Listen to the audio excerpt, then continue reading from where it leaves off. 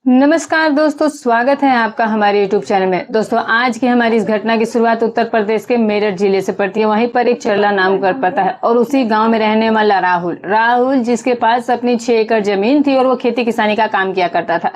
राहुल जो था वो खेती किसानी का काम करके अच्छे खासे पैसे कमा रहा था, लेकिन राहुल के अंदर सिर्फ 2 ही कमियां थी। राहुल का रंग जो था वो बेहद काला था और राहुल जो था एक आंख से काना भी होता है, जिसकी वजह से उसकी शादी फिलहाल हो नहीं पा रही थी। राहुल की उम्र लगभग 27-28 साल हो चुकी होती है।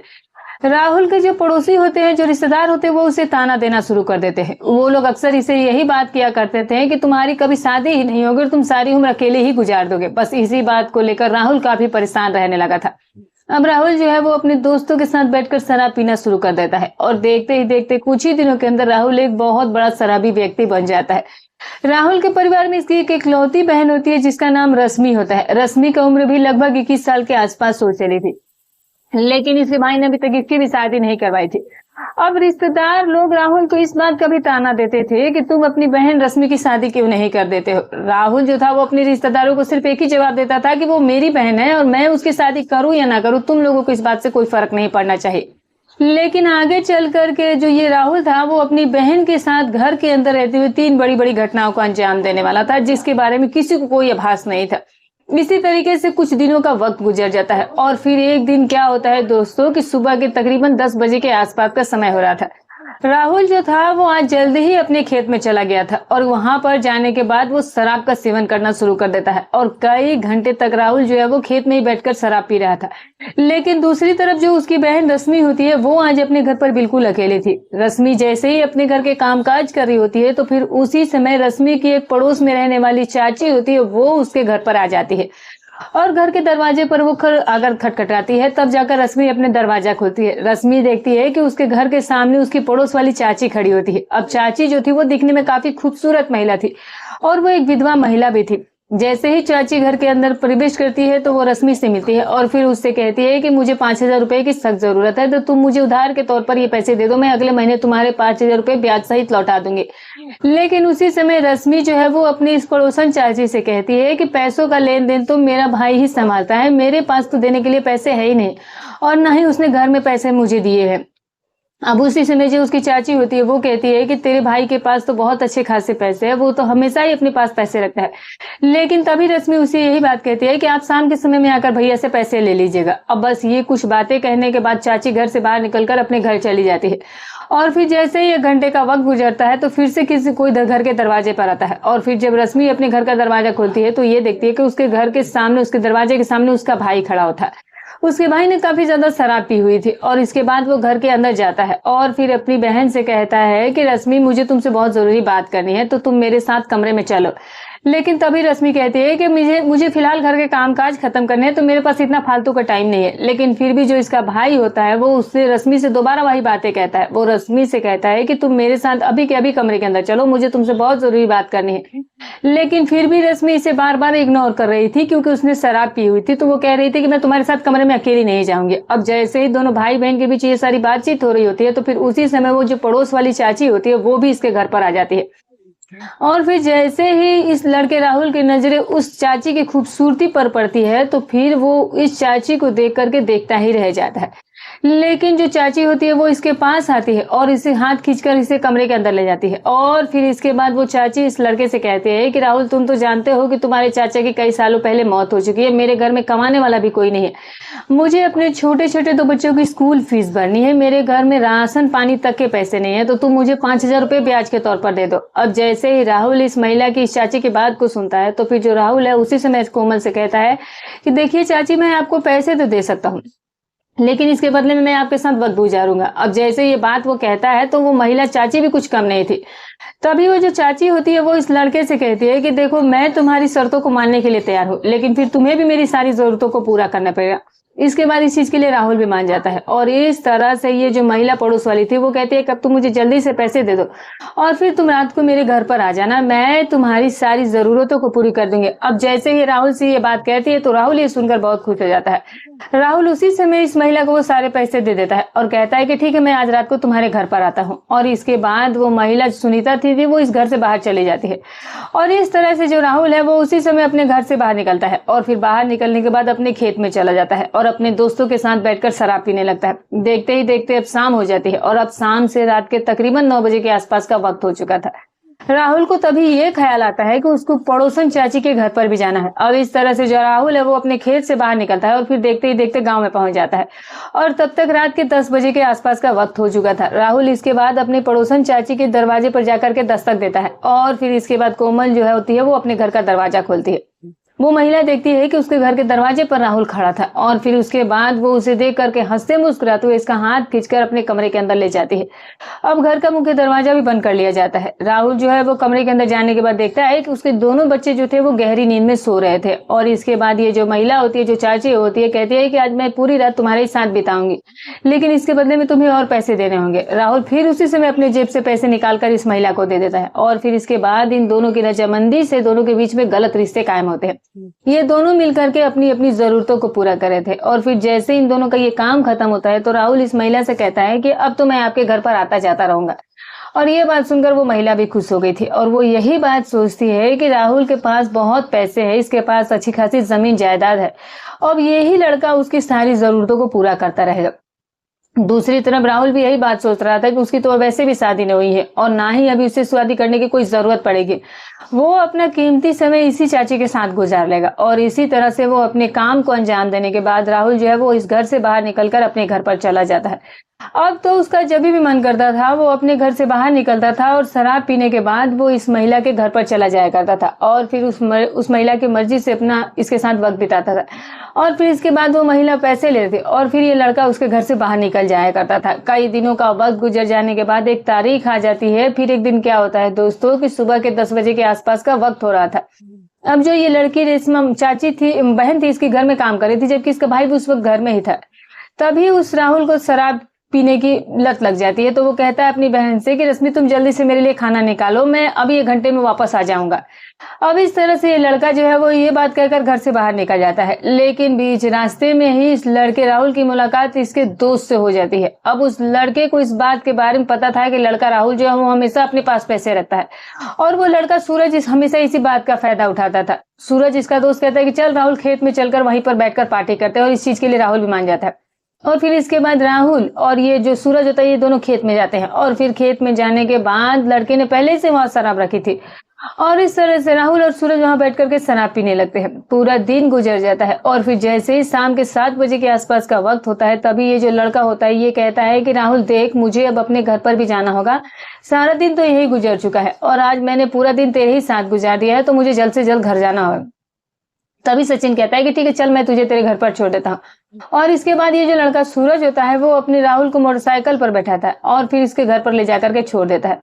तब तक रात के 9 बज चुके होते हैं दोस्तों। अब राहुल जैसे ही अपने घर के अंदर जाता है तो वो ये देखता है कि जो इसकी बहन थी वो उस वक्त घर में खाना बना रही थी और फिर इसके बाद ये शराब के नशे में धूत लड़का जो है वो अपनी बहन रश्मि के पास जाता है और फिर रश्मि से वो ये कहता है कि मुझे तुमसे कुछ जरूरी बात है, कुछ जरूरी काम है तो तुम मेरे साथ कमरे में आओ।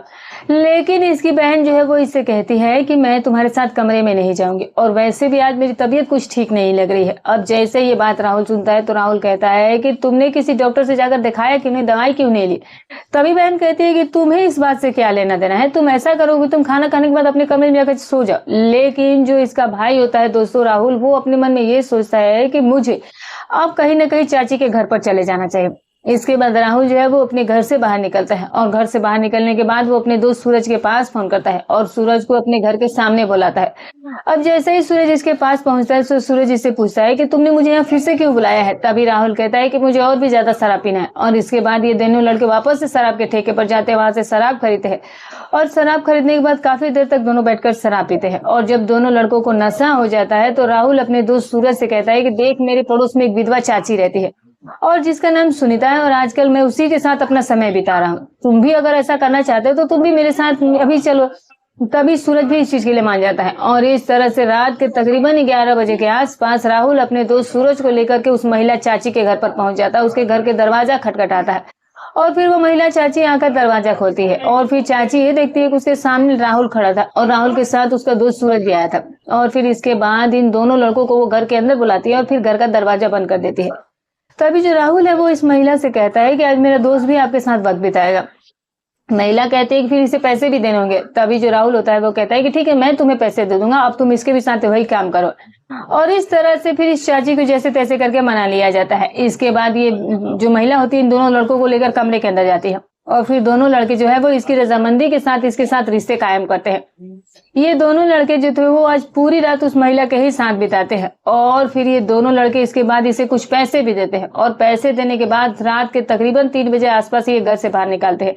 सूरज अपने घर चला जाता है और राहुल भी अपने घर पर चला जाता है। और इस तरह से दोस्तों अब जो राहुल की बहन रश्मि थी वो काफी ज्यादा परेशान रहने लगी थी। रश्मि अपने मन में यही सोचती है कि उसका भाई बहुत बड़ा शराबी है और वो कुछ भी उल्टी सीधी हरकत इसके साथ कभी भी कर सकता है। इस तरह से जो रश्मि है वो अब अपनी एक मौसी के पास फोन करती है और वो मौसी के पास फोन करके यही कहती है कि मौसी, आजकल मेरी तबीयत जो है वो ठीक नहीं रही है, तो तुम ऐसा करो कि तुम मेरे पास मेरे घर पर कुछ दिनों के लिए आ जाओ। इसके बाद उसकी मौसी कहती है कि ठीक है बेटा, तू फिक्र मत कर, मैं तेरे घर पर कल ही आती हूँ। और फिर इस तरह से ये बात तय कर ली जाती है। अब क्या होता है दोस्तों कि रश्मि इस बात के बारे में बिल्कुल भी नहीं जानती थी कि आगे भविष्य में चलकर उसका भाई जो है वो एक बहुत बड़े घटनाक्रम को अंजाम देने वाला था। इस तरीके से जैसे ही 2 दिन का वक्त गुजरता है तो दोस्तों फिर तो 2 दिन के बाद क्या होता है कि सुबह के 10 बजे के आसपास का वक्त हो रहा था। अब जो उसकी मौसी थी वो अपने घर से बाहर निकलती है और फिर वो रश्मि को कॉल करती है। रश्मि से कहती है कि वो 3-4 घंटे के अंदर ही उसके घर पर पहुंच जाएंगे और इस तरह से मौसी बस पकड़ती है और बस के माध्यम से वो अपने 2-3 घंटे के वक्त गुजरने के बाद अपनी भांजी के घर रश्मि के घर पहुंच जाती है। उसे जाकर मिलती है, उससे कुछ देर बातचीत करती है। तभी रश्मि कहती है कि मौसी, तुम मेरे घर पर आई हो, मुझे बहुत खुशी हुई है, अब तुम यहाँ पर बिल्कुल बेफिक्र होकर 10-15 दिन रहना। तभी उसकी मौसी कहती है कि तू बिल्कुल भी फिक्र मत कर, मैं यहाँ पर 1 महीना तक रुकेंगी। और इस तरह से अब रश्मि का मन शांत हो जाता है।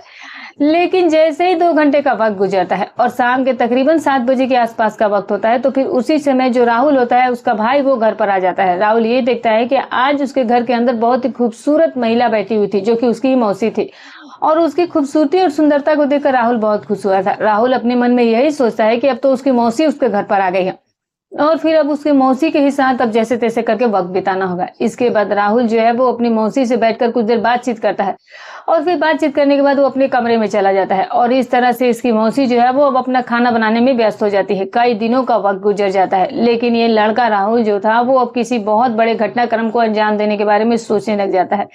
इसी तरीके से दोस्तों कुछ दिन का वक्त बीतता है। एक दिन सुबह के 10 बजे के आसपास का वक्त हो रहा था। लड़का राहुल जो था वो अपने दोस्त सूरज के पास फोन करता है और सूरज से कहता है कि मैं तुम्हारे साथ पार्टी करना चाहता हूँ, तो चलो खेत में बैठ करके पार्टी करते हैं। ये बात सुनकर के सूरज भी खुश होकर इसके पास आ जाता है। इसके बाद ये दोनों लड़के खेत में जाते हैं और खेत में जाकर के काफी देर तक शराब पीते हैं और जब दोनों दोस्तों को नशा हो जाता है तो फिर राहुल अपने दोस्त सूरज से कहता है कि सूरज, तुम्हें मेरे लिए एक काम करना होगा। तो सूरज पूछता है कौन सा काम करना होगा। राहुल उसी समय सूरज से कहता है कि आज तुम्हें कोई बेहोश करने वाली दवा का प्रबंध करना होगा। तभी उसका दोस्त कहता है कि तुम्हें इस दवा का क्या काम है। तभी उस समय राहुल जो होता है वो कहता है कि मैं तुम्हें इस बारे में कल बताऊंगा। और इस तरह से अब जो लड़का होता है वो अपने दोस्त राहुल से कहता है कि ठीक है, फिर मैं तुम्हारे लिए ऐसी दवा का प्रबंध कर देता हूँ। इसके बाद सूरज अपनी मोटरसाइकिल से वापस गाँव में जाता है और फिर अपने दोस्त से आकर मिलता है जिसका मेडिकल शॉप होता है। सूरज जो है वो कई गुना पैसे देता है अपने दोस्त को और वहां से वो नशीली दवाइयां खरीदता है और उन दवाइयों को खरीद कर ला करके जो है वो सीधे अपने दोस्त राहुल के पास पहुंचता है और राहुल को वो दवा जो है वो ला करके दे देता है। अब राहुल जो है वो उन दवाओं को देकर लेकर बहुत खुश हो गया था लेकिन सूरज फिर से उससे यही बात पूछता है कि तू इस दवा का करने वाला क्या है।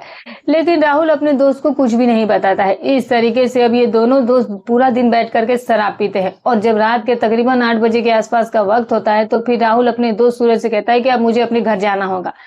और इस तरह से सूरज और राहुल जो है वो खेत से बाहर निकलते हैं और फिर अपने अपने घरों की तरफ लौट जाते हैं। राहुल इसके बाद अपने घर के दरवाजे पर दस्तक देता है। राहुल की जो मौसी होती है वो आकर के घर का दरवाजा खोलती है। जैसे ही मौसी घर का दरवाजा खोलती है तो फिर लड़का जो होता है वो अपनी मौसी की खूबसूरती को देखना ही कुछ अलग तरीके से शुरू कर देता है और फिर ये लड़का घर के अंदर प्रवेश करता है। राहुल अपनी मौसी से कहता है कि जल्दी से मेरे लिए खाना निकाल दीजिए और फिर इसके लिए मौसी जो है वो खाना निकालने लगती है। अब थोड़ा वक्त गुजरने के बाद राहुल अपनी मौसी के पास जाता है और मौसी से कहता है कि मुझे बहुत प्यास लगी है तो मेरे लिए पानी लेकर आइए। और इसके बाद जैसे ही इसकी मौसी फ्रिज के नजदीक जाती है तो उसी समय ये लड़का जो है वो उस नशीली दवा को उस सब्जी के अंदर मिला देता है और फिर उसी समय उसकी मौसी पानी लेकर वहां आती है। लेकिन मौसी को इस बारे में कुछ भनक तक नहीं लगी थी। राहुल जो है वो पानी पी लेता है और फिर अपने कमरे में जाकर के लेट जाता है। थोड़ी देर के बाद जो मौसी होती है वो पूरे परिवार के लिए खाना तैयार कर चुकी थी और फिर राहुल कहता है कि मुझे भूख नहीं लगी है तो मैं अब खाना आज नहीं खाऊंगा। इसके बाद मौसी जो है वो खाना खा लेती है और फिर राहुल की बहन रश्मि भी खाना खा लेती है और फिर ये दोनों खाना खाने के बाद एक ही कमरे में जाकर ले जाती है। तकरीबन 1 घंटे का वक्त गुजर जाने के बाद मौसी और रश्मि दोनों को गहरी नींद आ गई थी। ये दोनों लगभग बेहोश हो चुके थे। अब इसके बाद राहुल अपने कमरे से बाहर निकलता है और फिर इन दोनों के कमरे के अंदर प्रवेश करता है। राहुल देखता है कि उसकी मौसी जो है वो गहरी नींद में सो चुकी थी और उसकी बहन भी गहरी नींद में सो चुकी थी। अब जो राहुल होता है वो अपनी मौसी के पास जाता है और फिर मौसी के पास जाते ही वो मौसी के साथ गलत स्थिति में आ जाता है। राहुल जो था वो अपनी मौसी के साथ बातचीत करना यानी कि गलत रिश्ते कायम करना शुरू कर देता है। राहुल जो वो तब तक ये काम करता है जब तक कि वो सारा चाहत जो है वो अपनी जरूरतों को पूरा नहीं कर लेता है और फिर जैसे ये लड़का सारा काम कर लेता है तो फिर वो उस कमरे से बाहर निकल के अपने कमरे में जाकर के लेट जाता है। और फिर जैसे ही सुबह होती है तो सुबह के समय जब उसकी मौसी की आंख खुलती है तो देखती है कि उसके तन बदन पर कोई भी कपड़ा नहीं था। अब क्या होता है दोस्तों कि जैसे ही वो मौसी अपनी ऐसी हालत देखती है तो उसके होश उड़कर रह जाते हैं, उसके पैरों तले जमीन खिसक जाती है। उसके बाद उसकी मौसी जो है वो कई बार रश्मि को आवाज लगाती है और जैसे ही रश्मि की आंख खोलती है तो फिर वो अपनी मौसी की ऐसी हालत को देख करके वो भी दंग रह जाती है। अब जो लड़की होती है वो अपनी मौसी को कहती है कि मौसी आपकी ये हालत मेरे भाई ने ही की होगी, मुझे पता है। राहुल एक ऐसा लड़का है जो कि औरत के बगैर अपना समय नहीं बिता पाता है। इसके बाद रश्मि अपनी मौसी से कहती है कि मौसी जो आपके साथ ये गलत हुआ है इसका तो बदला मैं जरूर लेकर रहूंगी। और इस तरह से रश्मि उसी समय अपने कमरे से बाहर निकलती है और कमरे से बाहर निकलने के बाद वो सीधे रसोई में जाती है और रसोई के अंदर वो एक सब्जी काटने वाला चाकू उठाती है और वो उस हथियार को उठा करके सीधे ही अपने भाई के कमरे के अंदर जाती है। भाई के कमरे के अंदर जाने के बाद जो ये लड़की रश्मि होती है वो 1 मिनट के लिए भी कुछ नहीं सोचती है, वो सीधे ही अपने भाई का जो है वो गला चाकू से उतार देती है। और उसके बाद जो मौसी होती है वो भी उस कमरे में आ चुकी थी। मौसी को भी इस चीज से काफी नाराजगी थी और मौसी जो है वो उसी समय उस रश्मि के हाथ से छुरी छीनती है और फिर वो राहुल का उस प्राइवेट पार्ट उस छुरी से उतार देती है। और जैसे इस पूरे हत्याकांड को अंजाम दिया जाता है तो फिर रश्मि अपनी मौसी से कहती है कि मौसी चलिए पुलिस स्टेशन चलते हैं, वैसे भी आज नहीं तो कल हम तो पकड़े ही जाएंगे। और इस तरह से जो ये मौसी और जो ये रश्मि होती है ये अपने घर से बाहर निकलते हैं और रात के इस समय में नजदीकी पुलिस स्टेशन में पहुंच जाती है। पुलिस स्टेशन में पहुंचने के बाद वहां पर एक दरोगा बैठे होते हैं दोस्तों, उनसे जाकर के मिलती है और वो जाकर के ये कहती है कि मेरे घर के अंदर मेरे भाई की लाश, राहुल की लाश पड़ी है, मैंने उसे जान से मार दिया है। इसके बाद पुलिस जब इस लड़की से पूछती है कि तुमने अपने भाई का कत्ल क्यों किया है तो फिर ये लड़की रश्मि जब अपनी कहानी पुलिस वालों के सामने सुनाती है तो उनके भी होश उड़कर रह जाते हैं।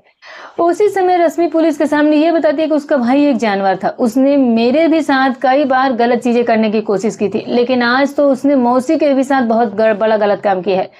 मेरे भाई ने मेरे ही मौसी के साथ गलत काम किया है और उसने मेरे साथ भी गलत काम किया था और इसी वजह से हमने उसका कत्ल कर दिया है। इसके बाद पुलिस घटना स्थल पर पहुंचती है और फिर लड़के का शव जो है वो अपने कब्जे में लेती है और फिर राहुल के शव को पोस्टमार्टम के लिए भेज दिया जाता है। इसके बाद जो पुलिस होती है मौसी और उस रश्मि के खिलाफ चार्जशीट दायर कर लेते हैं। अब ये बात तो भविष्य के गर्भ में छिपी है कि जज साहब उनको क्या सजा सुनाएंगे, लेकिन दोस्तों इस पूरे घटनाक्रम के दौरान रश्मि ने जो अपने भाई के साथ किया क्या वो सही था या गलत था, कमेंट करके जरूर बताइएगा। तो दोस्तों हमारी कहानी सुनाने का उद्देश्य किसी के भावनाओं को ठेस पहुंचाना नहीं है, ना ही किसी के दिल को आहत करना है, बस केवल आपको सतर्क करना है, आपको जागरूक करना है। तो फिर मिलूंगी किसी और नई घटनाक्रम के साथ, तब तक अपना और अपने परिवार का